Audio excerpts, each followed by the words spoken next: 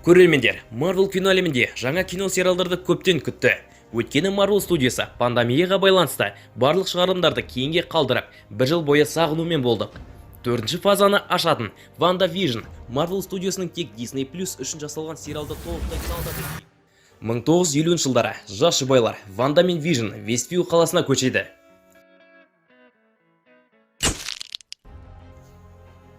Сериалдың басты кейіпкері Ванда сахнада алғаш рет 2014 жылы Капитан Америка басқа соғыс фильмінде баскесер баронның тұтқыны болып, 2015 жылы Кегалушылар Альтрон дәуір фильмінде маңызды кейіпкерге айналды. Мұнда бауырлар алдымен Альтронмен сөз байласады, кейінірек Кегалушылардың жағына шығып, шайқас кезінде Петро қаза табады. 2016 жылы Ванда Капитан Америка қарсы тұру фильмінде Кэптің тобында болады. Элизабет Уилсон өзінің рөлін Кегалушылар шексіздік соғысы және оның жалғасы Кегалушылар ойының соңы фильмдерінде сомдап, ал қазір Disney Plus ағындық қызмет үшін жеке сериалға қол жеткізді.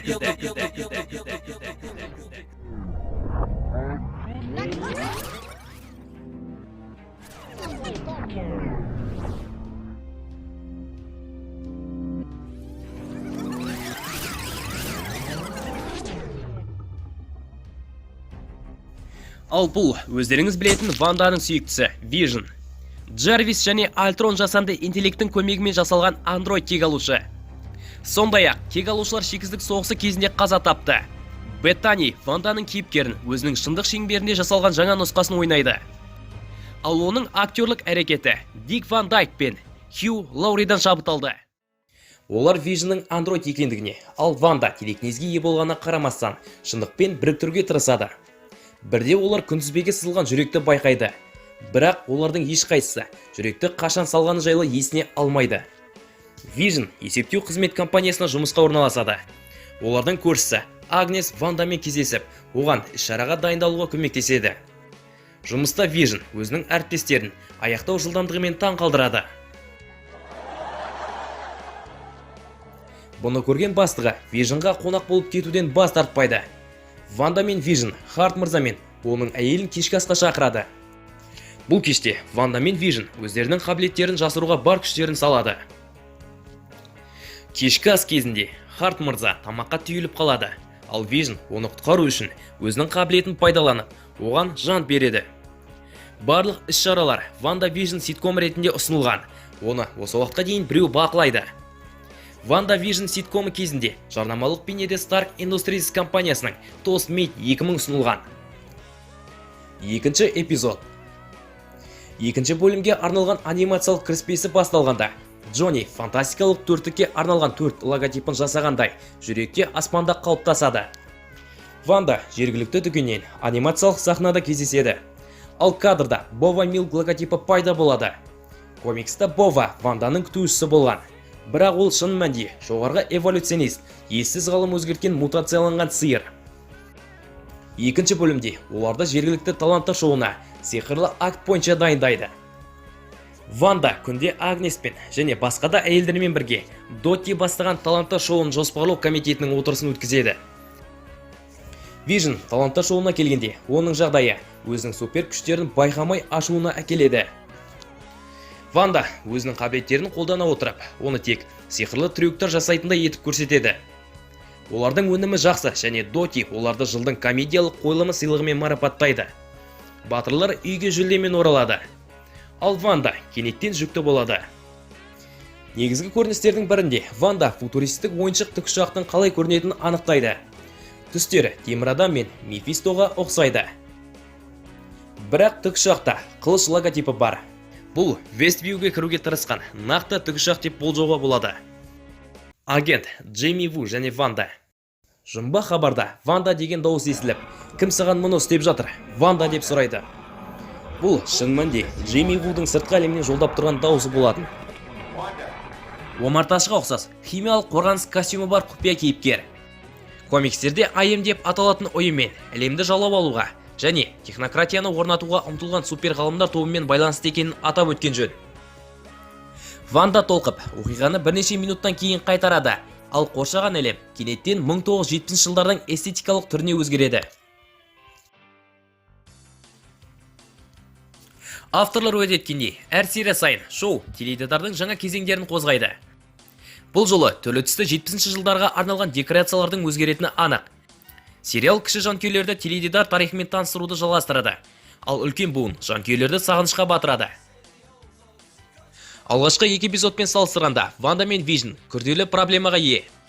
Тек олар өздерінің көршілеріне үйреніп, қарапайым қалалықтардың рөліне сәтті үйрене бастады.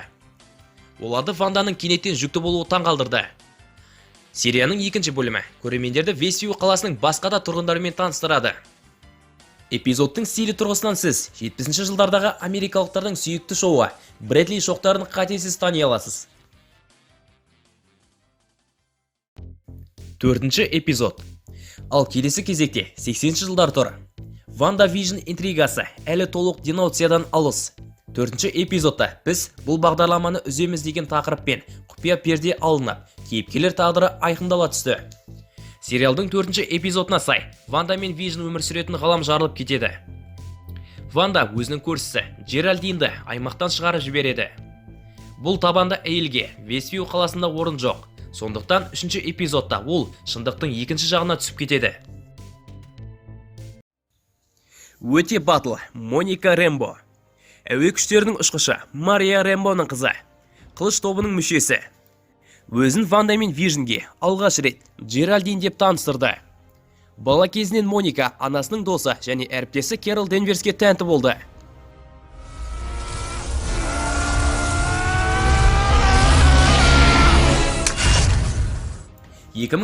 жылы Моника қалпына келеді. 5 жыл бұрын жарты әлем күлге айналды. Сол уақытта Мониканың анасы 2 жыл бұрын қайтыс болды деген ауыр хабарды естиді. Қылыш директоры Тайлер Хейвордтың нұсқауымен Моника Нью-Джерсидегі Вествьюде жоғалып кеткен адамдардың ісін тергеп жатқан ФБР агенті Джейми Вуды көмекке жібереді. Танысып қойыңыз, ФБР агенті Джейми Ву. Олар қаланы Мониканы ішке қарай тартатын энергетикалық өріс қоршап тұрған анықтайды. Бір күнде Қылыш қаланың айналасында база жасап, ішіне дрондар мен агенттарды жіберуге тырысады. Оқиға орнына ғалымдар тобы келеді. Олардың ішінде дәрігер Дарси Льюис бар. Астрофизик Вествьюден шығатын сигналдардың жиілігін бақылап отырады. Дарси мен Джейми радио арқылы Вандамен байланысқа түсуге тырысады. Бірнеше сәтте ситкомның иллюзиясы жоғалып, Ванда Вижнді мәйт түрінде көреді. Қорыққаннан кейін иллюзияны дереу қалпына келтіреді. 5-ші эпизод. Күткендей 5-ші бөлім толығымен Ванда Вижн балаларын тәрбиелеуге арналған. Сүйкімді балақайлар Билли мен Томми, немесе Виккан және жылдамдық ретінде белгілі. Егіздер алғаш рет 2005 жылы сәуірде жас кек алушылар комикс сериясында пайда болды. Комикстерде Билли анасына ұқсас сиқырлы қабілеттерге ие. Ванданың 2-ші ұлы және Биллидің егіз інісі Томми Шепард ағасы Петро сияқты өте тез жүгіреді. Егіздер алғашқы 10 минутта сәбиден 10 жасар балаларға айналады. 5-ші эпизодта біз 1-ші эпизодтағы оқиғалардан 9 күн бұрын Ванда Қылыш базасына келгенін білдік. Олардың зертханасынан Вижннің денесін ұрлап, ғимаратта дүрбелең туғызды. Ақыл тасы жоқ, сұр мәйітті тірі андроидқа айналдырды. 5-ші эпизодта жас жұбайлардың өмірінде нақты жанжал басталады. Андроид ақыры Вествьюде толық трендет жүріп жатқанын болжайды. Ал Ванда бұны растағысы келмейді және сүйіктісіне олардың өмірінде бәрі тыныш деп сендіруге тырысады. Олардың дауын соңғы сәтте есіктің қоңырауы тоқтатады. Ең күтпеген сәт. Тоқтай тұр. Эпизод аяқталар алдында Ванданың үйіне келген қонақты көргенде сенің реакцияң қандай болды? Пікірге жаз.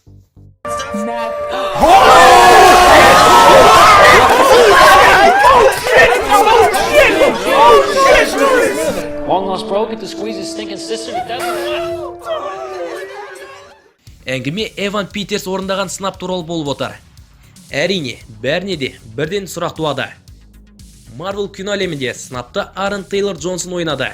Егер Кевин Файги оны қайтарса, әлде қайда қисынды болар еді. Бірақ Питерс мұнда не ұмытып кетті? Оған жауап ретінде біздің өмірімізді толықтай идеалды ету үшін осы шындықты оның ағасы қайтымсыз қайтыс болғанын біле тұра, Ванда өз ағасын параллель шындықтан шығарып алды. Міне, X адамдар немесе шоудың басы зұлымы жоспарын іске асырды. Алайда кинематографиялық әлемге мутанттарды енгізу ерте. Эпизод шыққаннан кейін бірінші күні жанкүйерлер 5-ші серияның соңында пайда болатын Петроның айнада көрінбейтінін байқады. Петроның орнына шығылысқан жерде қызыл қол көрінеді. Сөйтіп жанкүйерлер Питерді Мефисто деп ойлап келді. 6-шы эпизод. Соңғы сериядағы жанкүйерлер үшін үлкен тосын сый логикалық даму алады. Ал ұйымның командасы Қылыш Максимов аномалиясының табиғаты туралы одан да көп біледі. Экранда бірден соңғы эпизодтың басты тосын сыйы пайда болады. Атап айтқанда, Альтрон дәуіріне қайтыс болған Ванданың ағасы Петро Максимов.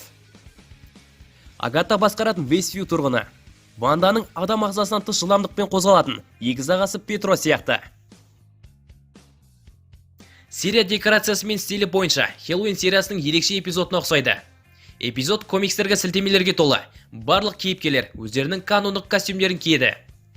1990 жылдардың аяғы мен 2000 жылдардың басындағы атмосферада Ванда Хеллоуиндегі алғашқы отбасылық кешті Томми және Биллимен өткізгісі келеді.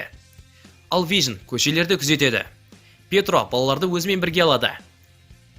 Петро компьютерден қайыр сұрап жүріп, Томмиге мұрагер болып қалған супер жылдамдығын пайдаланып қаланы бүлдіреді. Кешкі қалада Петро апасынан не болып жатқанын сұрайды. Ванда толық жалғыздық пен босшылық сезімін ғана сезіне алады. Және Петроның өлгенін 1 секунд көреді. Билли телепатикалық күштердің көмегімен әкесінің қиыншылыққа тап болғанын сезеді. Және бұл туралы Вандаға айтады. Күйеуін құтқару үшін ол энергетикалық өрісті кеңейтеді. Бұл өріс Қылыш базасына және Вествьюден тыс жерлерді қамтиды. Ал Хейвард бірнеше агенттермен қашып үлгереді. 7-ші эпизод. Финал жақындаған сайын не болып жатқандығы неғұрлым байыпты және қайғылы болады.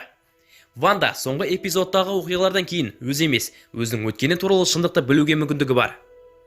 2000 жылдардың аяғында 6-шы эпизодтың қарқынды финалынан кейін Ванда шаршаған көрінеді.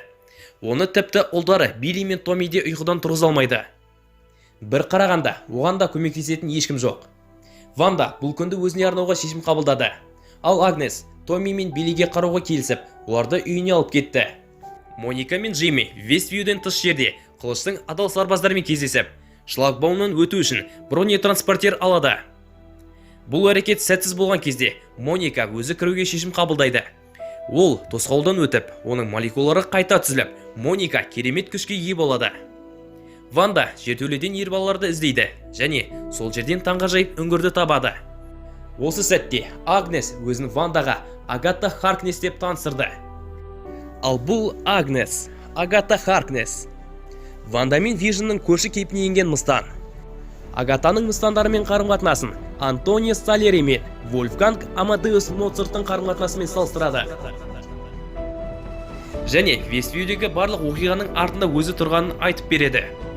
Жалған Петроны Вандаға жіберіп, Спаркиді өлтірген Агата болатын.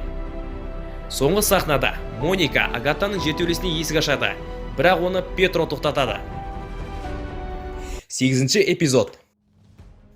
Үлкен сюжеттен кейін шоу Ванда Максимовтың өзі туралы ғана емес, сонымен қатар оның Марвел кино әлеміндегі орны туралы да көптеген фактілер ашады. Ұмытпау үшін қайталайық, Ванда мен Вижн Агнестің ақкөңіл көршісі, қуатты бақсы Агата Харкнес болып шықты. Кішкене флешбектің арқасында Гидраның тәжірибесі кезінде санатасын күшейтіп, туа біткен сиқырлы қабілеттерін пайдаланып, Старк Industries-тің жарылмаған бомбасын залалсыздандырған Ванда екендігі анықталды.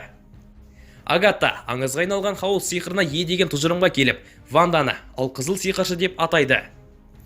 Серия тұжырымдамасына сәйкес, ондағы келешектер демократиялық жолмен кері айналдыру деп аталады. Артқа айналдыру арқылы біз Ванда мен Петро Максимовтың өткен кезеңі туралы қызықты мәліметтерді білеміз. Егіздер алғаш рет қайғылы балалық шақтың тарихын баяндайтын кек алушылар Альтрон дәуірі фильміндегі флешбекті еске алады.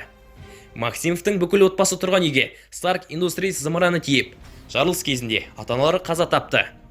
2 күн бойы үйінділер арасында қалып, 1 метр қашықтықта жарылмаған бомбаны қарап отырып, кез келген қозғалыс оны жарып жіберу мүмкін деп қорқуымен болды. Ертінді снарядында Stark Industries логотипі болған. Бұл Ванда мен Петроның бастапқыда кек алушыларға олардың Старкпен қарым-қатынасына жек көрушілікпен қарауға мәжбүр етті. Және тәжірибеге сүйене отырып, өздерінің қабілеттерін алған Гидраға қосылды. 9-ші эпизод. Финал. Бақсы өзінің елесін сипаттай отырып, өте маңызды сөздерді айтады. Бұл хаос сиқыры. Агата Вандадан хаос сиқырын алуға тырысады. Ақ Вижн Вествьюдегі тосқауылдан өтіп, Ванда жасаған Вижнмен күреседі. Marvel кино әлемінің ескі дәстүрі бойынша біреудің әрқашан арам жоспарлары болады, және кез келген пайдалы технология ерте ме кеш пе қаруға айналады. Сондықтан Хейворд пен қылыш қызметкерлері Вижнның денесін тағы бір қызықты тәсілмен қолданады. Сөйтіп финалда бірден үш тараптың текетіресіне тап боламыз. Ал Агата Вествью тұрғындарын Ванданың бақылауынан босатады. Ашуланған олар Ванданы ұрып соғып, одан босатуды талап етеді. Аңтан болған Ванда тосқауылды ашуға шешім қабылдайды. Хейворд қылыш тобымен бірге Ванда тосқауылды қайтадан жапқанша қалаға кіріп үлгереді. Моника Петроға қарсы шығады. Шындығында Петро Ральф Баунер есімді Вествью тұрғыны болып шығады, және оны Агатаның сиқырынан босатады. Қашып бара жатқан Моника Билли мен Томиге қылыш агенттерін тоқтатуға көмектеседі. Ванда жасаған ақ көріністің естеліктерін қалпына келтіреді. Содан кейін олар Вествьюдан қашып кетуді шешеді. Ванда бақсылардың күшін жоятын тосқауылға қарғыс айтып, Агатаны алдап, оны Вествьюге Агнесті баяғы көршісі ретінде қалдырады. Ванда Вествью мен кедергілерді алып тастау туралы шешім қабылдап, Вижн және егіздермен қоштасады. Осыдан кейін Ванда Вествьюдан кетеді. Ал Хейворд деректерді бұрмалаған үшін қамауға алынады. Шын мәнде сынап жай ғана айлы шарғы болды. Өкінішке орай, бұл Петро Максимов емес, қарапайым қала тұрғыны. Оған сынаптың қабілеттерін сыйлап, Агатаның бақылауында болған. Әзірге серияның кроссовері жойылды. Ал Disney мен Marvel студиясы көрермендердің үмітімен ойнауды жөн көрді. Әрі қарай актерлер құрамына назар аударайық. Басы кейіпкерлерден басқа антагонист мұнда өте жақсы таңдалған. Олсон мен Беттани өз рөлдерін 100% ойнады. Әсіресе Ванда рөліндегі Олсон эмоциялардың барлық шеңберін жеткізе алды, және оған қарау өте ауыр болды, өйткені ол өте шынайы ойнады. Ванда Вижн шоуы әсерлі түрде кейіпкерлер Элизабет Олсонды жаңа қырынан ашты.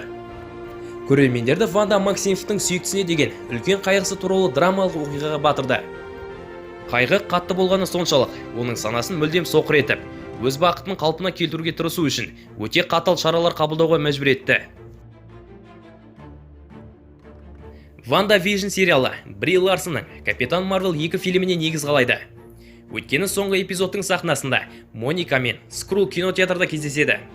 Мәселе мынада. Қазір Моника ақырындап алпауыт күштерге ие болды. Біз олардың нақты күштерін әлі білмейміз. Капитан Марвел костюмын комикстерде киіп жүрген Моника Рэмбо болғанын ескерсек, болашақта екі қыз көк қызылға ие болу құқығына бәсекелес болуы мүмкін. Скрул Моникаға ескі досың, оны ғарышта кездестіргісі келетінін айтады. Бұл агент Ник Фьюри болса керек. Екінші сахналық көріністе Ванда тауда қуғын сүргінге кетіп, көл жағасындағы саятшылықта тұрады. Бұл жерде Ванданың астралды проекциясы Даркхолдты зерттеп жатыр. Соңғы сәтте біз балалардың көмек сұрағанын естейміз. Ал Ванда бұл дауысқа таңдана қарайды. Дәрігер Стрэндж ессіз мульти-әлем фильмінде армандардың өлшемін басқаратын қорқынышпен күреседі. Ал Билли мен Томи іс жүзінде Ванданың арманы болғандықтан, олардың осы өлшемде өмір сүруін жалғастыруы мүмкін.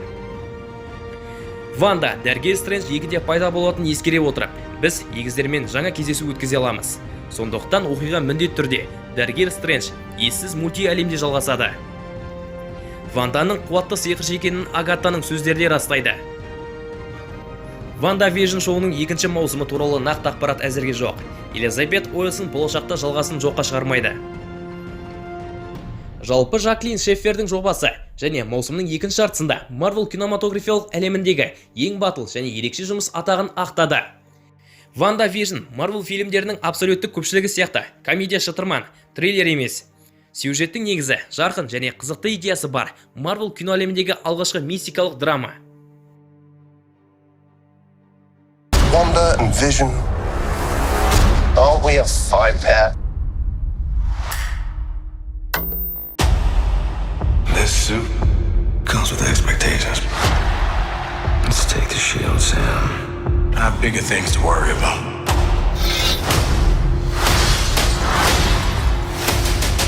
This world is us. You built me. I am Captain America. We can't lose this fight.